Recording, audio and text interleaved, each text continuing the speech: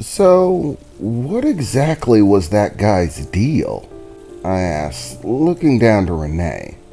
I told you already, he's one of my dad's business associates. He has lots of them, and they always have to have meetings.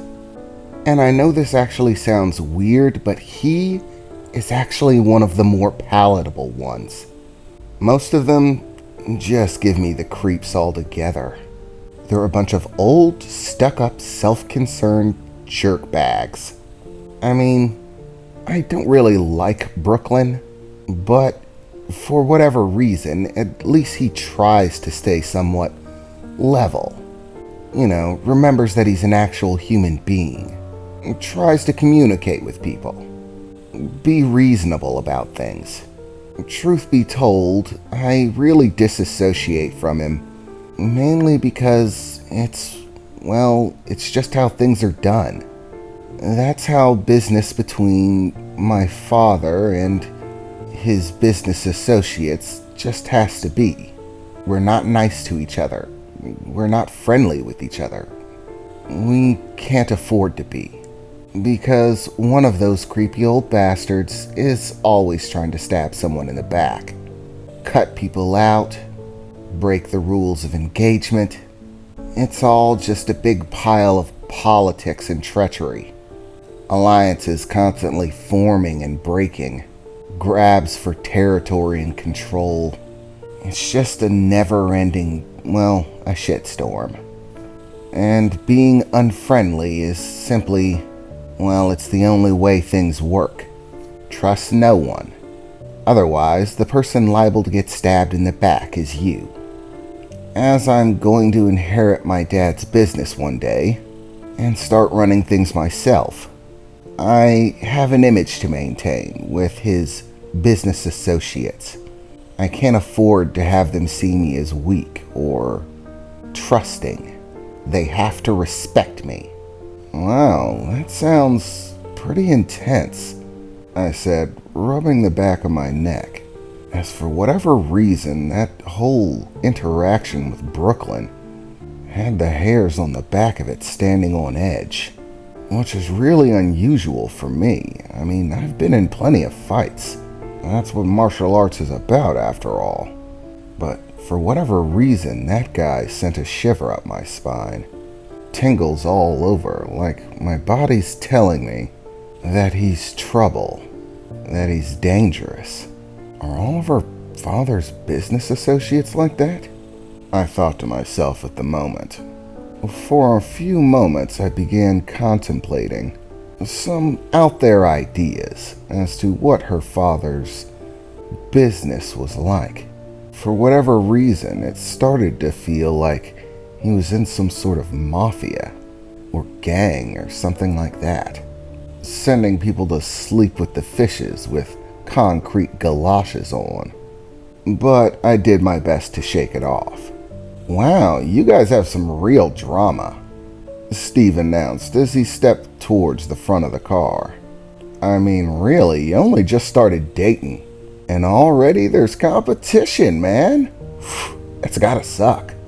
I looked over to Steve. Man, shut up. That guy is not competition. Well, I don't know about that, Lisa said, as she leaned over the top of the car next to the door. I mean, some girls do dig older guys. You sure you two don't have a thing going? I mean, I don't want my buddy's heart getting broken, Lisa said, looking to Renee. No, we don't have a thing going, Renee replied. Trust me, that's not gonna happen. But I am worried about the possibility of my dad trying to fix me up with one of his business associates' kids. Quite frankly, that usually tends to be the way things work out. People in the upper classes really tend to have their kids meet up and associate with, other rich kids. Quite frankly, I haven't even told my dad I'm dating yet. I'm not sure how he's going to react to it. Right now, he thinks that Victor is just one of my friends who happens to be into martial arts, and he's interested in meeting him. But I'm not exactly sure if I want to tell him that we're dating. I mean, I don't know how he's going to react. He is a little old school sometimes. Wow, tough break, Steve said as he walked around to the other side of the car, opening the door. Being a rich kid must really suck, except for all the money. And the new clothes, and awesome car. And probably living in an awesome house too. And getting everything that you want. But aside from that, being a rich kid must really suck, Kevin said sarcastically as he hopped into the back seat, closing the door behind him. Wow, what a sensitive guy, I said sarcastically, seeing him close the door. Sorry about that, Renee. Kevin's not always the most tactful. No, the fact is he's sort of right. I mean, I get everything that I want. I have all of the best games and music, best clothes, awesome car, great house. I just don't like the demands that come along with it. I mean, being rich comes with so many expectations. Quite frankly, I'm not really sure if it's worth it. But then again, I don't really have a choice. That's the life I'm living, so it's what I've got. I have to deal with it or get dead. Which actually gives me an idea for a poem. Lonely, death doth creep, lies still, ever still, in an ocean of emeralds, as my cold hand creeps to steal away your fire.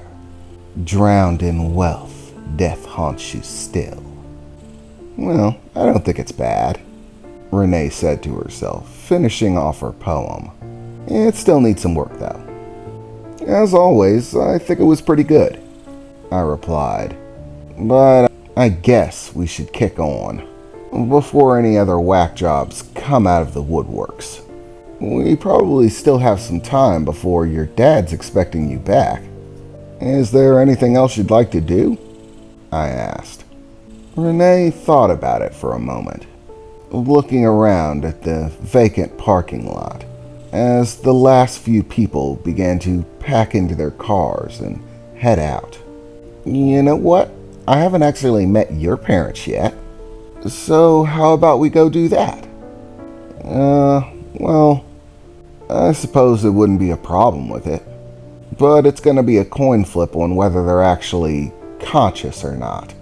They tend to go to bed pretty early. So who knows whether they're going to be up. They work long hours, so it's really sort of a take contact where you can get it type deal. Well, then let's take a shot at it. Arrow in the dark. Maybe I'll meet them, maybe I won't. But we can at least hang out at your place for a little while. Until I have to pack it in. I can't stay out too late or my dad'll have a conniption fit, Renee said, taking the keys out of her pocket and heading towards the driver's seat.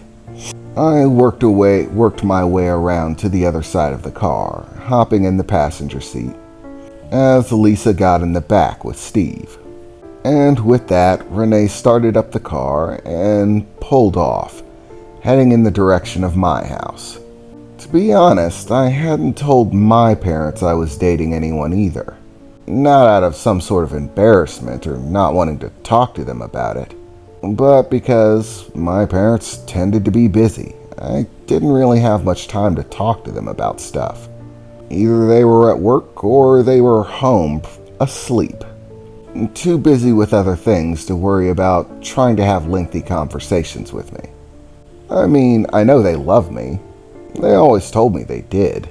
They were just busy, had their own lives to live, which mostly consisted of working, to put food into a hungry teenager's mouth, a roof over his head with a warm bed, all of those nice things that some people tend to take for granted. I did my best to remember that was why they worked so hard. And my martial arts lessons probably weren't exactly cheap. which most likely didn't make it easier on them, which only made me all the more thankful that they did it to begin with, and that they kept doing it, even after all these years.